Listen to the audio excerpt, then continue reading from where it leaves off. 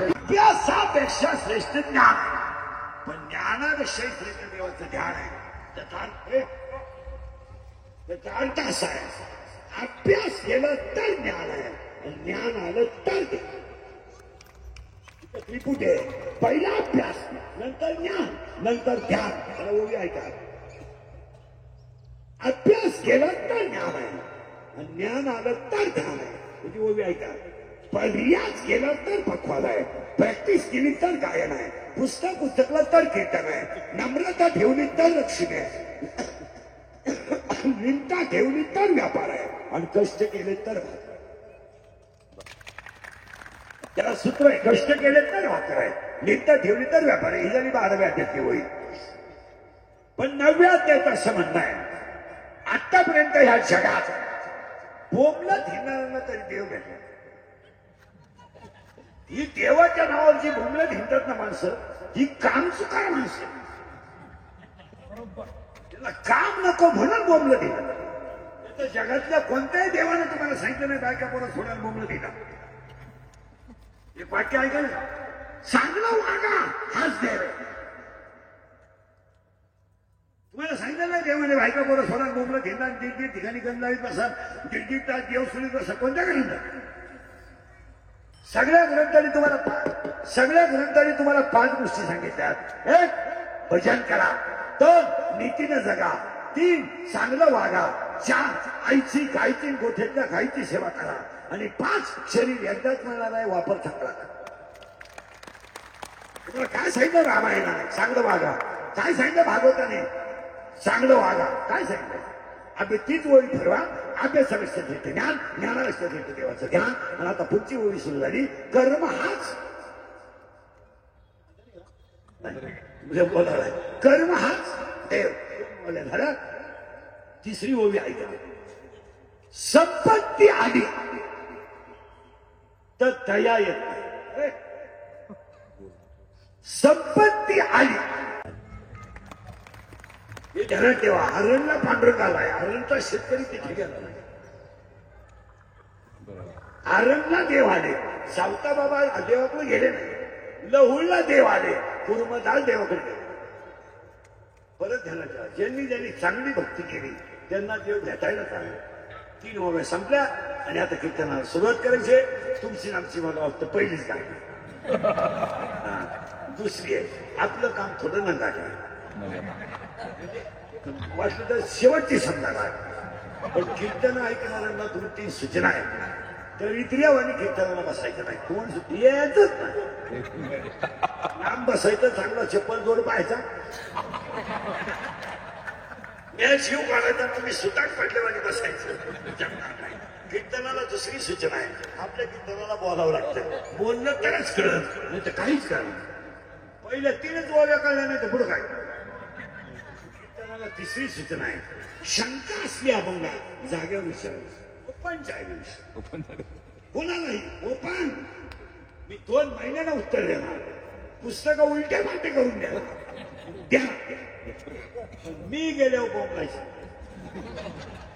मला पटलं नाही. तुझ्या बायकोचं प्रकार मला काय सांग. तुला फटाका होणार कीर्तन करते. हे तुला सांगितलं कोणी? आम्ही कीर्तनकार नाही आहेत, आम्ही कीर्तनकार नाही आहेत, आम्ही पांडुरंगाचा निरोप पोचवणारी घडी आहे. कोण आहे? कोण वाजवणार? हे कोण गाणार आहे? हे कोण महाराज? नाही, भगवान नागेश्वराच्या मंदिरात कीर्तन आहे. आपण फक्त फेटा बांधायचा आणि कंबर बांधायची. नागेश्वर बुद्धी देईल तसं कीर्तन.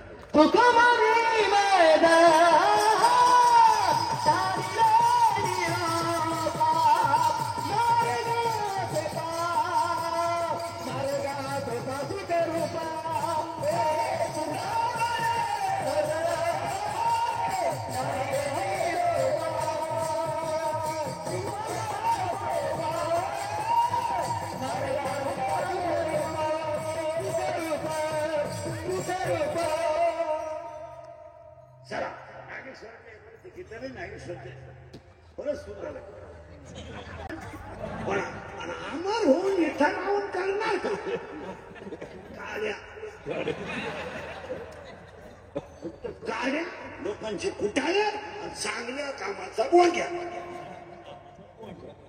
इथं काय करणार आहे? आपण इथं जास्त दिवस राहण्यात मजा नाही.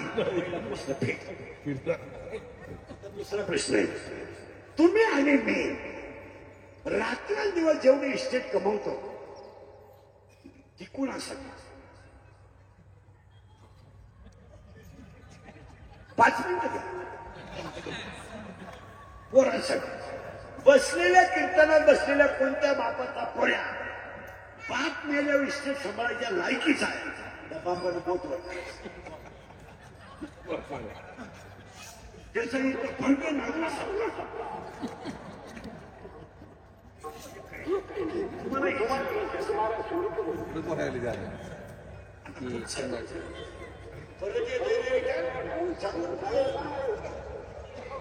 आवाज नाही.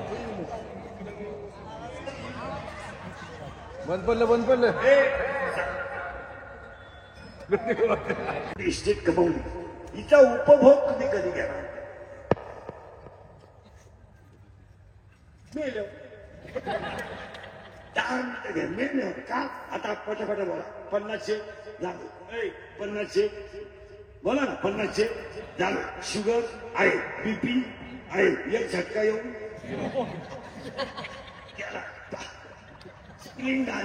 स्प्रिंग आले आहे. मुलाचा थंडा चालूच आहे. हाडावळ करतोच आहे. झोपताना बोलायचा डबाची फार व्हायची गोळी, उताना व्हायची गोळी, फाट वाचवायची गोळी, कोण मिटवायची गोळी. पहिला बाथरूमला जाताना गोळी इकडे खाल्लं तर तिकडे इकडे. मला सांगा, एवढ्या आयुष्यात वाटलं झालंय हे इंद्रियाचे वाक्य आहे. अंगातली ताकद आणि खिशातला पैसा संपला का तुम्ही जगातून संपला.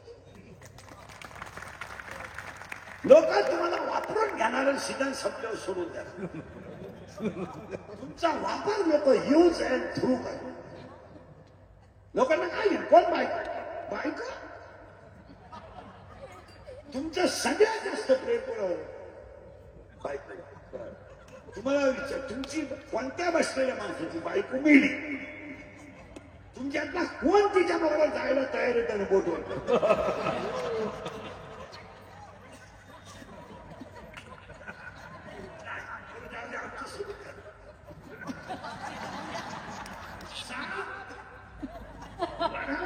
मारून वराच्या मुळ्या सांगा. कोणती बाई पती गेल्यानंतर कोणती बाई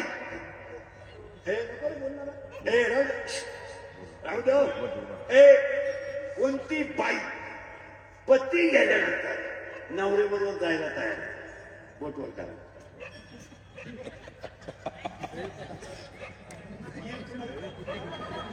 चालणे शेळे नाटकच. आता एक उत्तर करा, नवरा गेला नाही तरी बोटवर करायला तयार. मी आता मानलंय तुमच्या पुढे, तुमची बायको अजून गेली नाही, पुस्तक मानलंय तरी तुम्ही बोटवर करा. गेल्यावर करा. मग तेच ऐका, अंगातली ताकद आणि खिशातला पैसा संपला तर तुम्ही जगातून हे प्रेम बीन बायका पोरं ही सगळी भामटेची चुळे कोणाला मिळत नाही. आता समजा कीर्तन समजा आज मी मेलो समजा थांबणार नाही मेलो मेलो आणि माझ्या अंतरिकेला समजा 50,000 रुपये आले मला फायदा मी उलटून आपली मुलं गॅरंटी नाही त्याला काय उपयोग? आपले मुलगे गेले दिंडी निघाले शरीर थकलं जग संपलं शरीर थकलं आणि खिस्सा रिकामा झाला संपला विषय म्हणून जरा लई बारीक कीर्तन आहे का हे कीर्तन म्हणजे एक वाक्य म्हणजे शिवाय नाही त्यांच्या पाया फक्त मुलाबाळांसाठी इस्टेट कमावता आला ज्या पांडुरंगाने तुम्हाला जन्म दिला त्याला विसरा रात्रंदिवस या मागच्या अवलादींसाठी तुम्ही कमावता आणि करोडो रुपयाच्या सेवेचं वाटोळं करता याच्यापेक्षा वाईट का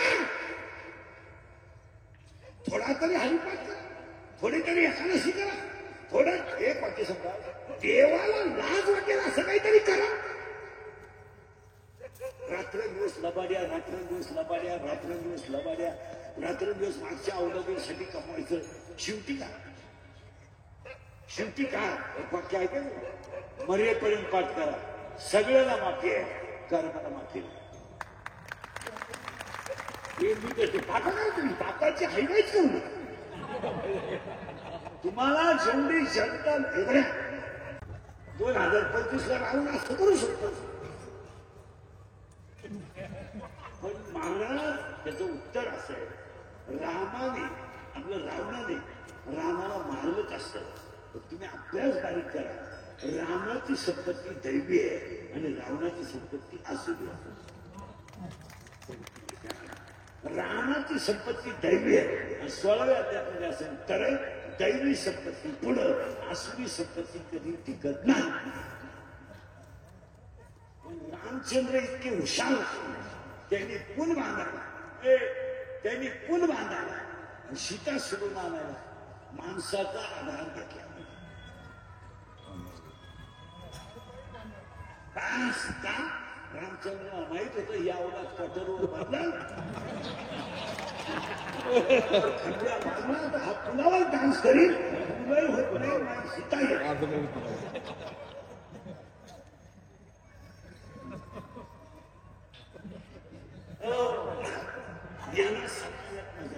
मग रामचंद्राने काय केलं ज्या वानराने रामाला प्रभू रामचंद्राला मदत केली तुम्हाला कुणालाच पटणार नाही तो भक्त वानर या विश्वात चिरंजीव केला आणि नुसता चिरंजीव केला प्रत्येक गावचा ग्रामरक्षक हनुमंतराया हे दैवत नाहीये हनुमंतराया हे ग्रामदैवत हनुमंतराय हे कुलदैवत नाहीये हनुमंतराय हे ग्रामदैवत आहे आणि आता गाव सांभाळायची जबाबदारी त्याच्यावर करून फक्त इनामदारी मिळत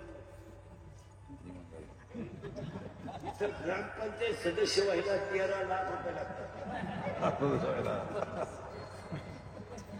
तरी तो मी सदस्य तू चक्र नाही चक्र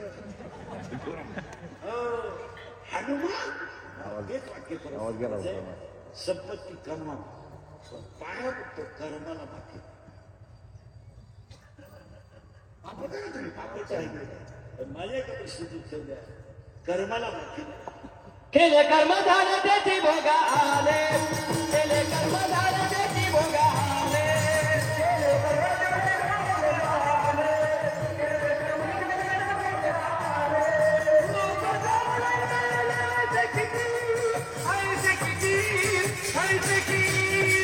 हरे मुखी गाता हर बलि देता हरे मुखी गाता हर बलि देता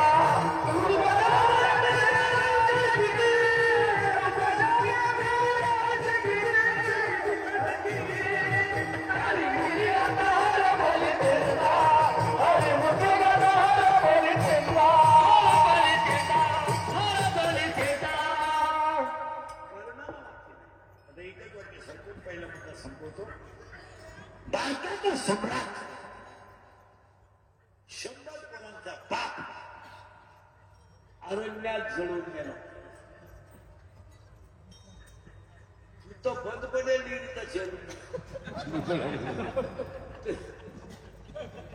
तरी तू एखादं सुद्धा आमलेट खातो नाही ते आवडत काय 100 पेला म्हणजे गावाचा बाप झाला.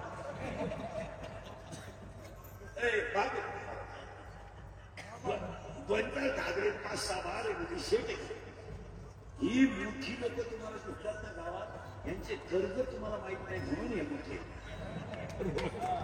यांच्या जर सगळ्या बँकेच्या बक्षिसा वाटल्या तर बँकेचा शिपाई यांच्यापेक्षा श्रीमंत. यांचा ट्रॅक्टर बँकेला नेला तर ह्यांच्या पाहुण्याचं नाव आहे. पाहुणं घालायचं घरात का मोताने नागरिक दलित एक पुत्र टीव्ही मध्ये जाहिरात करणाऱ्या म्हातारीलाच जात नाही ती पण व्यक्ती जाहिरात तिला जाहिरात म्हणतो ती आपल्याला शिकवते हे मला पोषण देते. मी म्हणतो देऊ दे पण तू लावू तू पाया पुढे सांगतो भारताचा सम्राट 100 पोरांचा बाप धृतराष्ट्र आल्याला जळून गेला आणि 22 वर्षाच्या मुलाच्या सभागीला साक्षात पांडुरंग रडला. हो अभ्यास 22 वर्षाच्या मुलाने सभाने घेतली तर पांडुरंग तसा रडला आणि पांडुरंग रडेल यात काय नवले आई साहेबांच्या डोळ्यातल्या पाणीचा विश्वाची आई रुक्मिणी रडल्या. 22 वर्षाच्या मुलाने समाधी घेतली तर रुक्मिणी रडल्या आणि भारताचा सम्राट आलेला जळून गेला. 100 पोरं कौरवांचे पांडे त्या भीमाला मारले तर भीमाला सुद्धा शेवटी धर्माला लावा लागलं. 6 बहिणीची पोरं कंसाला दगडावर आपटून मारली. 7वी पळून दिली. 8वा दुर्बीण बसून दूध प्यायला दुसऱ्या आईचं प्याला त्यानेच मामाचा बदला घेतला. हे धर्म कर्म सगळे खेळ